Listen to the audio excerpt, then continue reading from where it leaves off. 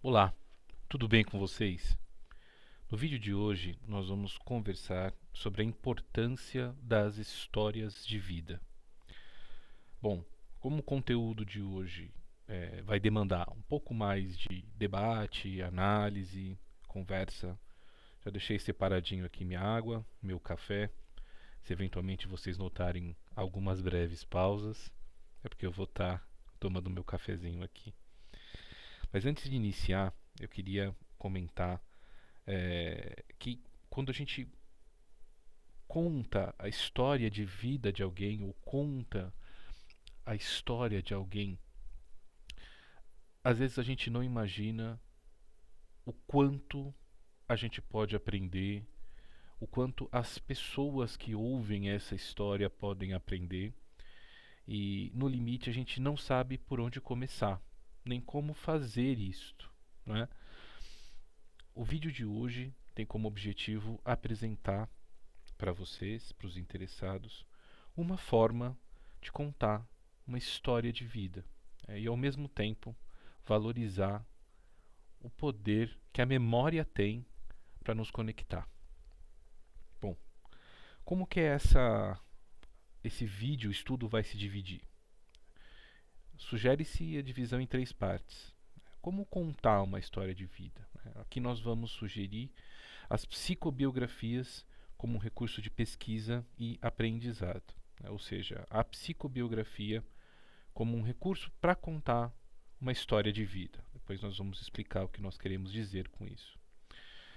Também, num segundo momento, falaremos sobre os traços de uma boa e de uma psicobiografia mal feita, de uma boa psicobiografia e de uma psicobiografia mal feita. E por fim, nós falaremos um pouco sobre o poder da memória, a psicobiografia e a memória, ou seja, contar uma história de vida é também lembrar. Bom, é importante a gente situar, né, do ponto de vista do nosso sinete, né, do símbolo do nosso grupo, em que lugar esse estudo se coloca, né? Então, o presente tema de estudo ele está justamente na intersecção ali entre ciência e arte. Por quê? Na proposta que nós vamos apresentar hoje, os conceitos e as metodologias praticadas pela psicologia, eles vão ao encontro da prática literária, ou seja, por intermédio do uso da psicobiografia, psicólogos e profissionais próximos a essa área se aproximam muito da literatura, ou seja, da escrita, para poder oferecer a narrativa, a história de uma vida, né? Então, de maneira mais completa, também é possível a gente ali tomar o campo da religião como parte do estudo, caso a proposta de quem escreva a psicobiografia tenha alguma vinculação com religião ou esteja próxima a esse universo. Então aí a gente conseguiria alcançar ali a integração máxima entre as áreas. Mas a princípio nós temos aqui um estudo, um vídeo estudo expoente da integração entre ciência e arte. Para a gente poder falar um pouco mais sobre o que é a psicobiografia e os seus potenciais, nós temos aqui uma referência de cabeceira, um livro de cabeceira, que nós utilizaremos para poder fazer esse debate, né? Que é o Manual de Psicobiografia, organizado pelo professor William Todd Schultz. É um professor que tem ainda uma ativa participação na comunidade de psicólogos dos Estados Unidos. É um amor de pessoa, super disponível para interlocuções por e-mail. Quem tiver interesse, propor trocas com ele. Eu mesmo enviei um e-mail, ele me respondeu com muita atenção, com muito carinho. É um profissional incrível e algumas leituras que ele oferece sobre a história de vida serão aqui apresentadas para vocês. Então, a própria metodologia da psicobiografia, ela, ela é um pouco arredia a métodos convencionais de estudo. O que eu quero dizer com isso? Mais para frente a gente vai entender. Uh, a ideia de se construir psicobiografias veio de um movimento da psicologia em voltar à centralidade do sujeito e da sua personalidade como um debate relevante para a área. A psicologia nos Estados Unidos, hoje, né, e na época em que a psicobiografia surgiu como uma tônica de estudo, ela estava se voltando ao estudo do fenômeno humano como um efeito de aglomerados de pessoas, né, estatístico, como um lugar de entender comportamentos, né? E grande parte da comunidade de psicólogos e de psicólogas estranhava esse movimento e, portanto, centralizou o debate dizendo: poxa, cadê o sujeito nessa discussão da psicologia? A gente está indo para um lugar de olhar para as multidões, para as massas, para entender comportamentos, né? Mas e a personalidade? Onde está? E o sujeito? Que é a centralidade da psicologia. Então, esse movimento de se buscar a psicobiografia, ou seja, que a etnografia de uma pessoa só, a história de vida de uma só pessoa, veio justamente desse movimento. Para o professor Schultz, pessoas são poemas. Olha que bonita essa definição, né? Ele brinca, fala que ele conversa com os estudantes dele, com os alunos dele, e alguns olhos viram, né? Ou seja, as pessoas não estão tão na grande maioria das pessoas não é tão cativada por essa ideia, né? Então, se as pessoas são poemas, como poemas, elas precisam ser interpretadas das mais diferentes formas, algumas até contraditórias. Então, poemas e pessoas não são explicados e nem entendidos, né? Eles são vivenciados. Nós fazemos sentido deles, né? Ou seja, nós damos coerência para o que as pessoas são, assim como os poemas. Então, é muito interessante essa proposta do professor em definir dessa forma, né? Porque um poema, como uma peça de arte, toca das mais diferentes formas, né? E toca também de uma maneira não convencional. Pode tocar de uma maneira dolorosa, pode tocar de uma maneira gerando gatilhos. Então, o que é incrível da proposta da psicobiografia, nesse intento de compreender as pessoas, é lembrar que elas são como poemas.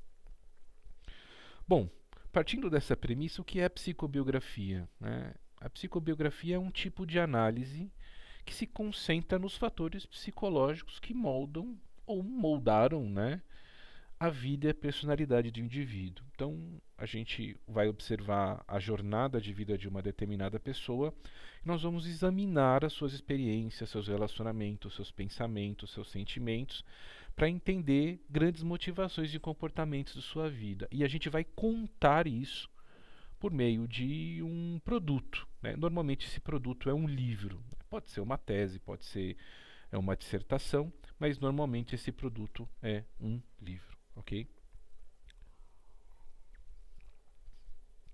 Segundo Falk, o estudo de uma vida é, em certo sentido, o estudo de todas as vidas. Então a ideia aqui é apresentar a psicobiografia como um recurso totalizante, né? Ela pode ser aplicada como um recurso totalizante, ou seja, inevitavelmente quando a gente estuda a história de vida de alguém, a gente vai encontrar nesse processo relação direta com a história de vida de seus familiares, com a história de vida do bairro onde essa pessoa se situa, com a história de vida do país onde essa pessoa compartilha culturas da nação, enfim, planeta, quiçá, né? Então, a ideia é que toda vez que a gente olha para a jornada de vida de uma pessoa, a gente está, no limite, olhando também para a jornada de vida de todas. Então, o potencial que a psicobiografia tem para que a gente consiga compreender a realidade que nos cerca, parte desse olhar do pequeno para o todo, né? Então, é muito interessante notar que, observando um indivíduo na sua profundidade, como lugar último de análise, como se fosse ali um átomo de um pedaço de matéria, você consegue extrapolar e conhecer e saber do que essa matéria é feita, né? É claro que a gente não vai chegar na verdade última ou na teoria das cordas que vai unificar o campo sociológico quando a gente estuda a vida de uma pessoa. Mas, se a gente produz um trabalho interessante, dedicado, rigoroso, a gente consegue mergulhar e descobrir coisas que são incríveis e que também partem de um conjunto maior de vidas. Olhando para uma vida, a gente consegue conhecer outras vidas próximas a ela. Escrever sobre o outro nesse lugar, então, é escrever sobre nós. Então, por exemplo, André Marrois, citado pelo trabalho do professor Falck, comentava, né, que a produção de uma psicobiografia é, é um movimento que pode ter um caráter especializado e técnico, mas invariavelmente, quando você escreve uma psicobiografia, você lida com processos inconscientes de projeção, identificação com o sujeito que você analisa, a pessoa que você está escrevendo. Muitas vezes, a escolha de se escrever sobre alguém, sobre a história de vida de alguém, mais tem a dizer sobre nós do que sobre essa pessoa. Um dos fenômenos relacionados à psicobiografia, ou à ideia do fazer psicobiográfico, é o fenômeno da heroicização. Ou seja, a gente escolhe alguém para contar a vida dessa pessoa porque a gente identifica nessa pessoa um herói, uma heroína. Portanto, essa pessoa nos serve como uma referência relevante. A psicobiografia não é uma bala de prata. Existem limitações para se escrever uma psicobiografia. Grande parte delas se relaciona com disponibilidade de dados, o método que é utilizado, a escolha dos temas abordados, a integração entre os dados, o fato de muitas das questões da jornada do determinado autor e do objeto de estudo ficarem sem resposta, problemas de interpretação desbalanceada, e dentre outros. A ideia aqui é dizer que quando você se aventura a narrar a história de vida de alguém, olhando para os seus pensamentos, para o seu comportamento, para as suas atitudes, também se valendo de ferramentas da psicologia, você vai ter que lidar com uma disponibilidade restrita de dados. Ou seja, nem sempre você vai dispor de todas as informações que são relevantes para o seu trabalho. Não raro, um dos produtos que são analisados pelos autores de psicobiografias são entrevistas. Entrevistas coletadas diretamente com as pessoas, entrevistas coletadas por outros lugares ou indiretamente, seja pela internet, seja por jornais, seja por revistas, muito quando as pessoas que foram entrevistadas já faleceram. É possível fazer uma psicobiografia sobre pessoas vivas, e também não é raro encontrar psicobiografias sobre pessoas já falecidas. Todas essas questões que são colocadas como limitações, elas se somam uma dinâmica inconsciente do psicobiógrafo, ou seja, a autora ou o autor de uma psicobiografia, eles têm uma dinâmica inconsciente que influencia e podem impor dificuldades para o esforço de construção de uma psicobiografia política ou para uma psicobiografia tradicional. Aqui a palavra político tem a ver com psicobiografias de pessoas que se vincularam a políticas públicas ou a ações transformadoras, como por exemplo Mahatma Gandhi, como por exemplo Barack Obama, como por exemplo Osama Bin Laden. Eu estou citando nomes que tiveram, como por exemplo Da Vinci. Eu estou citando nomes que não saíram da minha cabeça agora, mas que foram produto de psicobiografias, ok? Então, a ideia aqui é dizer que, através do olhar para essas pessoas, o autor ou a autora tem que tomar um cuidado para que as dificuldades vivenciadas pelo seu inconsciente não se projetem na análise que é feita. Então existe uma dualidade na psicobiografia, ou seja, quando a gente escreve, quando a gente pratica psicobiografia, a gente está buscando a verdade dos sujeitos, segundo o professor Mangani. Mas, no processo de buscar a verdade dos sujeitos, nós precisamos buscar a nossa própria verdade simultaneamente. Né? Uma outra forma de dizer isso, ainda segundo o professor Mangani, é que o psicobiógrafo ele precisa buscar, ele precisa estar sedento de um grau satisfatório de autoconhecimento. Ou seja, a pessoa que escreve uma psicobiografia deve pensar, do seu ponto de vista, a história da sua própria vida, de forma que essa pessoa que escreve a psicobiografia possa impedir que seus próprios preconceitos influenciem na sua narrativa de história de vida do sujeito que ele está analisando. Então, a gente precisa, quando escreve uma psicobiografia, separar, né, o ato da gente testemunhar, né, que aí tá colocado na expressão witness, né? A gente precisa identificar e testemunhar o nosso objeto de estudo na escrita da psicobiografia, tomando um cuidado para que a nossa própria história de vida não cruze caminho com esse esforço. Veja, é muito difícil isso, né? Porque não é trivial a gente escolher alguém para contar uma história de vida. Porque muitas vezes a gente deseja estudar a vida de alguém porque essa pessoa nos cativou de alguma forma, né? Gerou algum tipo de afeto em nós. E o simples fato desse afeto ser gerado já desperta essa dualidade.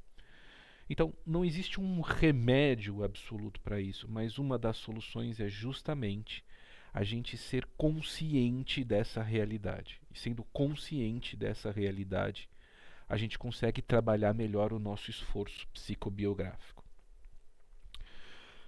Caso você tenha interesse de escrever uma psicobiografia, além de recomendar a leitura do manual que a gente usa como referência basilar aqui, vou trazer alguns elementos que são entendidos como traços de uma boa psicobiografia, ou seja, traços de uma boa história de vida, né?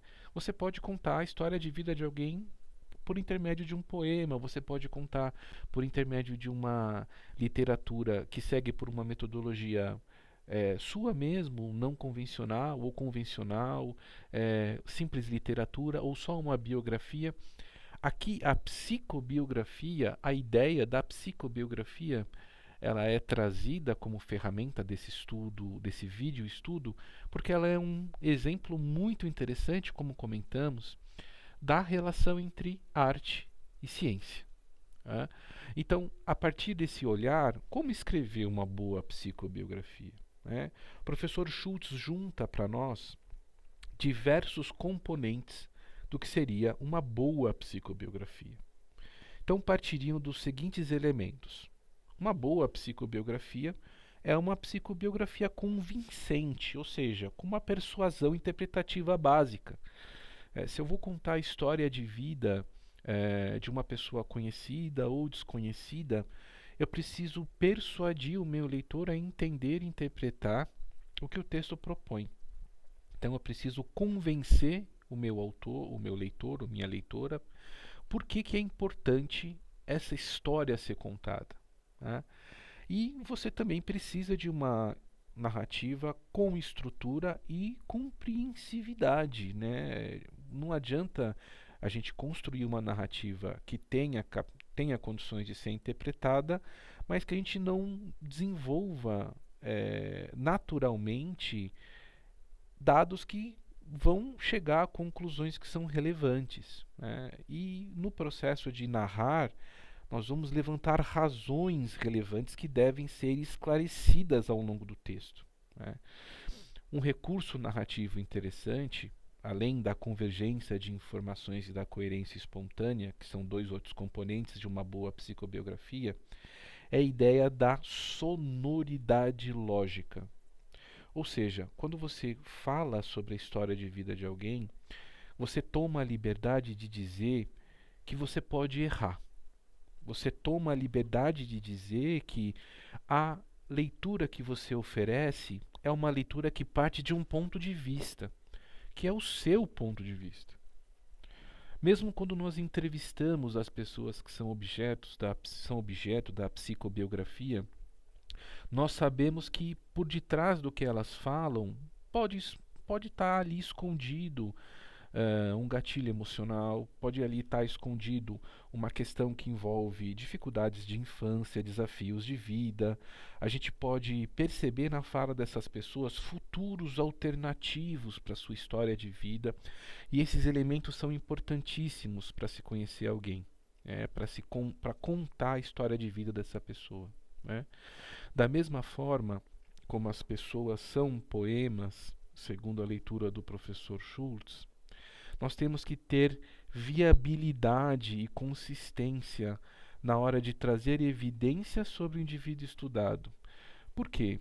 Na poesia, a gente se vale dos versos para conhecer e interpretar aquilo que é apresentado. Na psicobiografia, a gente se vale das evidências disponíveis sobre o indivíduo. Então pode ser como eu comentei para vocês, uma entrevista, pode ser um livro que essa pessoa escreveu, pode ser uma conversa com o pai dessa pessoa, a mãe dessa pessoa, a avó, um melhor amigo, melhor amiga, a esposa, um filho. Então, todas essas evidências sobre o funcionamento dessa pessoa que você narra a história de vida, elas precisam ser consistentes e viáveis. Viáveis na medida em que elas devem ter condições de serem falsificadas. O que isso significa? Quando eu apresento uma ideia, ela pode ser refutada. Quando a gente conta a história de vida de alguém, a gente parte de pontos de vista que são testemunhais, né? E qualquer testemunho pode ser objeto de crítica, pode ser objeto de análise.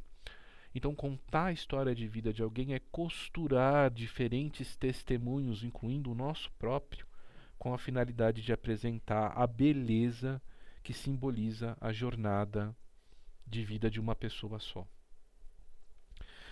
Ok, e quais são os traços de uma psicobiografia ruim, né? Bom, o próprio professor Schultz traz para nós elementos que a gente precisa se afastar na hora de escrever uma psicobiografia ou na hora de contar a história de vida de alguém utilizando essa metodologia.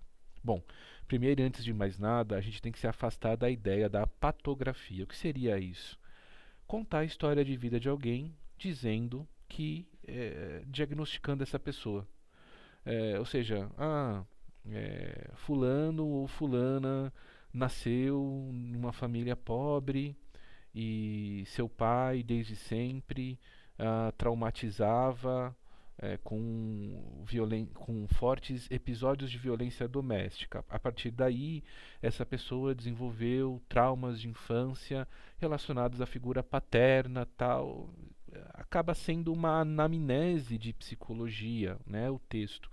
E reduz o todo complexo da personalidade dessa pessoa, que é apresentada, a categorias ou sintomas de psicopatológicos estáticos, né? Nós sabemos da importância do diagnóstico na psicologia clínica, mas nós estamos para além dos nossos diagnósticos, né? E a narrativa da psicobiografia lembra disso. Também é importante a gente não se fixar em pistas únicas, ou seja, pegar apenas um relato e focar toda a análise, toda a narrativa da psicobiografia nesse único relato, como se essa única evidência gerasse um nexo de todos os outros fatos que são posteriores a esse registro. Então, se você está contando a história de um menino que quando era criança pescava e ele virou um pescador, você vai dizer como pista única que ele só virou pescador porque quando criança ele pescava, assumir uma postura de pista única, e é uma postura perigosa. As ideias de reconstrução e reducionismo, elas são realmente importantes para lembrar que as experiências que os indivíduos têm, elas compõem um todo maior da sua personalidade, né? Então, assim, a gente propor inferências sobre a vida das pessoas é possível, mas nós temos que ter evidências para isso. Não dá para a gente reconstituir a vida de alguém sem saber as peças, sem conhecer minimamente as peças que estruturam essa vida. Então não dá para eu inventar fatos que não existem, inferir coisas que não existem, se eu não tenho nenhum elemento da realidade para me sugerir esse tipo de inferência. Ao mesmo tempo, é fundamental a gente entender a personalidade da pessoa analisada, narrada, né, na história de vida, mas há influências outras que não estão ali na infância, freudianamente, ou não estão ali nos seus gatilhos, ou não estão ali escondidos no inconsciente, ou na simbologia dos sonhos e tal. Pode simplesmente ser um momento de catarse da pessoa, ou uma visão de vida que a pessoa apresentou a partir de um ponto de virada que não precisa necessariamente se reduzir a um determinado ponto, né? E então a ideia aqui é explicar o caráter e o comportamento dessas pessoas, analisando elementos que não necessariamente vão partir é, de, de um lugar reduzido da sua busca por entendimento, mas e sim um olhar total, um olhar que parta de várias partes da vida dessa pessoa. E por fim, outros dois elementos que são complicados no momento de se escrever uma psicobiografia é uma escolha teórica deficitária e uma estrutura narrativa deficitária. Ou seja, fazer uso de teorias desprovidas de suporte ou de credibilidade. Então, se você vai falar sobre uma determinada pessoa e você vai analisar a personalidade dessa pessoa, você precisa apresentar uma teoria de personologia de fronteira ou já testada pelo campo que dê suporte experimental para sua fala. Então, dizer as coisas não é trivial. Afirmar as coisas não é trivial numa narrativa. É necessária muita responsabilidade. Da mesma forma, as análises que são propostas, elas precisam ser introduzidas de maneira muito cuidadosa na narrativa, né? Então, existem psicobiógrafos que falam, que fazem o seu trabalho de uma maneira mais lírica. Então, vão oferecer uma colocação de ambiente onde determinada cena aconteceu, de acordo com a fala da pessoa analisada. Outros vão ser mais distantes, se colocar como um observador ou um narrador de um processo que a própria pessoa fala. Outros apresentam um excerto da fala de quem é analisado, ou de quem é objeto da psicobiografia, o que também causa um distanciamento. Ou seja, as várias formas de se narrar, elas precisam ser coerentes. Se elas forem deficitárias, elas vão incorrer numa psicobiografia ruim. Para finalizar, é importante a gente reconhecer quais são as relações íntimas entre psicobiografia e memória. Embora a memória, o conceito de memória, remonte à associação de gregos e romanos às ideias de memorização ou rememoração, a ideia de uma memória social, ou de uma memória das pessoas, uma memória da sociedade, e em alguma medida coletiva, é algo muito recente, segundo Baer, né? Então, a ideia de que nós lembramos, de que a memória nos inspira, de que ela é um produto da nossa mente, ela é antiga. Mas a ideia de que ela é coletiva é extremamente recente. Então, por intermédio da leitura de memórias psicobiográficas, como comentamos anteriormente, a gente consegue entender e compreender, no limite, essa relação entre memória individual e coletiva. Então, a gente encontra no professor Mangani também a noção de que as lembranças de um indivíduo, eles invariavelmente consolidam elementos para a construção de sua psicobiografia. Na hora que um indivíduo é entrevistado para que a sua história de vida seja contada, esse indivíduo vai relatar no limite memórias que são revisitadas e são reconstituídas naquele momento ali da entrega. Não raro, e eu mesmo tive experiência disto, quando você entrevista 3 pessoas diferentes acerca de um mesmo tema, as três vão te trazer olhares particularmente diferentes sobre essa realidade. E a riqueza não está justamente em olhar o que é coerente nesses três discursos, mas o que também não é coerente. Quando você entrevista uma pessoa que imediatamente viveu uma situação, ela vai ter uma visão diferente de uma pessoa que relata uma situação vivida há 30 anos atrás. E a riqueza desse processo está justamente na ideia de que outras vivências que nós temos influenciam a visão do nosso próprio passado. É belíssimo notar e perceber que o nosso passado também muda na perspectiva da nossa própria mente. Então, ainda que tais elementos sejam fragmentados, porque eles são psíquicos, né?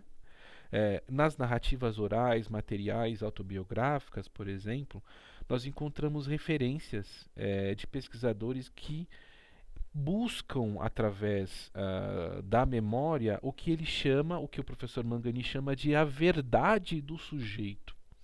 Veja, quando nós procuramos compreender a história de vida das pessoas, nessa proposta, nós queremos buscar algum nível de verdade no que elas produzem e falam no seu dia a dia. Então a ideia aqui é propor como que nós conseguimos alcançar isso, né? E não é trivial, né? Para descobrir a verdade do sujeito, existem metodologias que se postulam como recomendadas, e muitas delas, por exemplo, sugerem a divisão da história de vida de uma pessoa em, por exemplo, capítulos de vida, né? Envolvem questões, perguntas sobre sentimentos, sobre relacionamentos, experiências altas de vida, experiências baixas, pontos de virada na vida, memórias mais tenras da infância, cenas importantes, né, da infância, da adolescência, cenas importantes da vida adulta dessa pessoa, né? Como que ela se enxerga, quais são os desafios da vida dessa pessoa, quais são as influências positivas e negativas da história de vida dessa pessoa, né?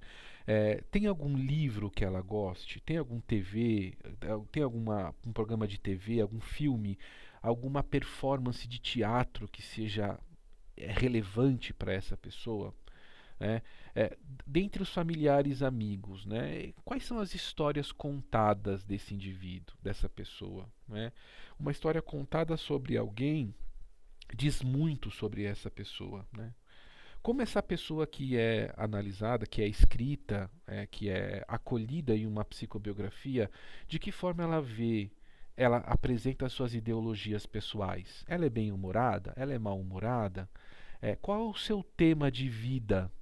Né? Qual que é o grande tema de vida? Será que essa pessoa tem um tema de vida? Vocês, comentem aqui, tragam aqui nos comentários. Vocês têm um tema de vida? Se vocês quisessem que a história de vida de vocês fosse contada até aqui, comentem aqui, tragam aqui nos comentários. Qual seria o primeiro capítulo da história de vida de vocês? E qual seria o grande tema da história de vida de vocês?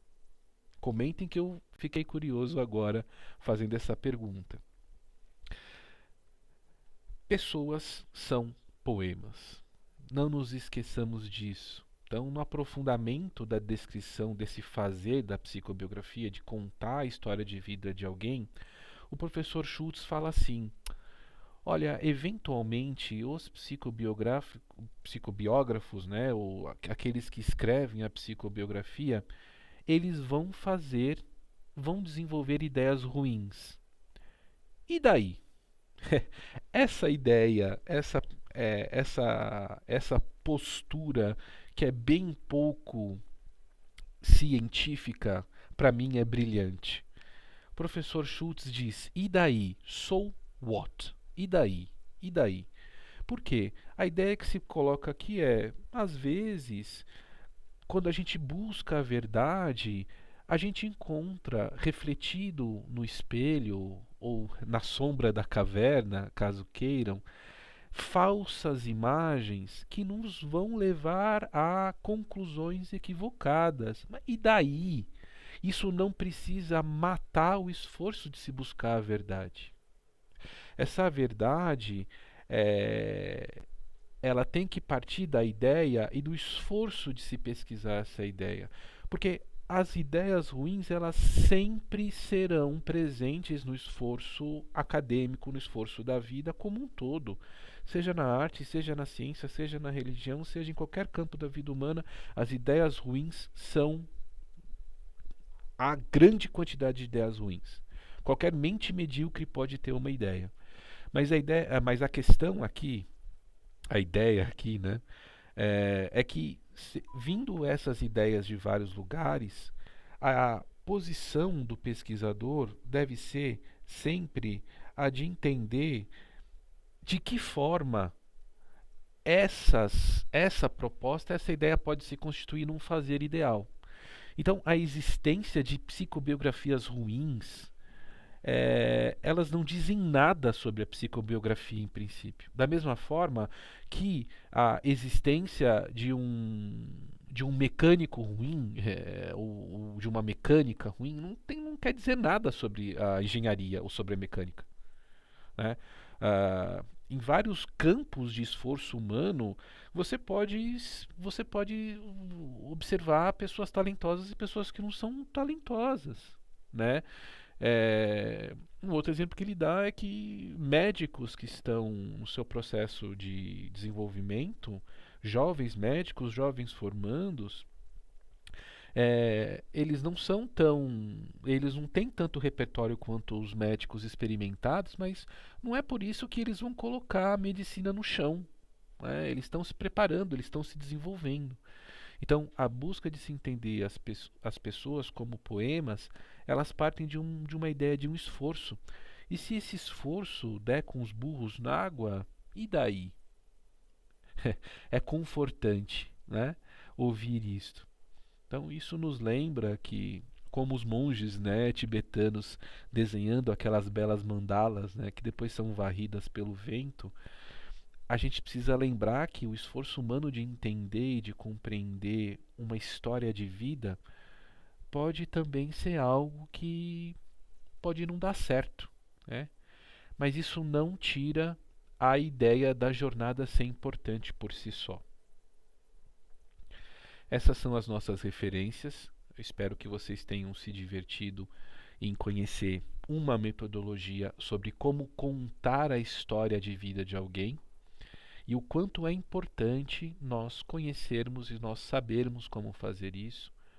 Convido vocês a curtirem o vídeo, compartilharem, se inscreverem no nosso grupo e espero vocês em nosso próximo vídeo estudo ou vídeo ensaio.